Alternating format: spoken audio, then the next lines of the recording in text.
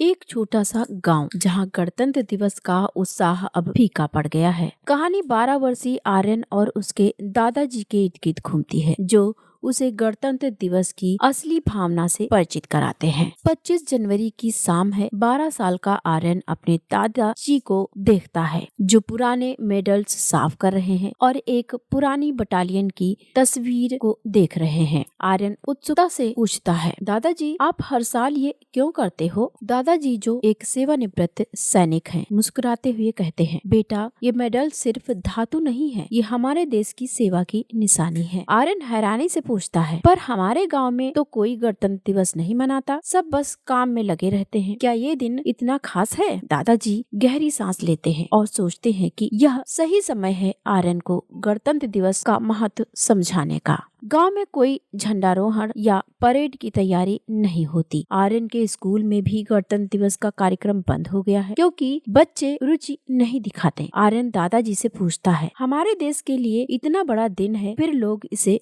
क्यों भूल गए? दादाजी बताते हैं कि आजकल लोग देशभक्ति से ज्यादा अपनी समस्याओं में उलझे हुए हैं। आर्यन ठान लेता है कि वह इस बार गांव में गणतंत्र दिवस का उत्सव जरूर मनाएगा। अगली सुबह आर्यन अपने दोस्तों को बुलाता है और उन्हें गणतंत्र दिवस मनाने के लिए राजी करता है। दादाजी अपनी पुरानी यूनिफॉर्म पहनकर बच्चों की मदद करते हैं। गांव का पुराना झंडा ढूंढा जाता है। आर्यन अपने स्कूल के पुराने अध्यापक से संपर्क करता है, जो कभी राष्ट्रीय त्योहारों को पूरे जोश से मनाते थे। हालांकि हर कोई उत्साहित नहीं है। कुछ लोग कहते हैं ये सब फालतू की बातें हैं, इससे कुछ नहीं बदलेगा। आर्यन हतोत्साहित होता है, लेकिन दादाजी उसे हिम्मत देते हैं। 26 जनवरी की सुबह गांव के चौपाल में आर्यन और उसके दोस्तों ने डेकोरेशन कर दी। दादाजी राष्ट्रगान गाने के लिए सभी को बुलाते हैं। शुरू में कुछ लोग आते हैं, लेकिन जब झंडारोहण होता है और दादाजी अपनी देशभक्ति की कहानियां सुनाते हैं, तो धीरे धीरे गांव के बाकी लोग भी जुड़ने लगते हैं। आर्यन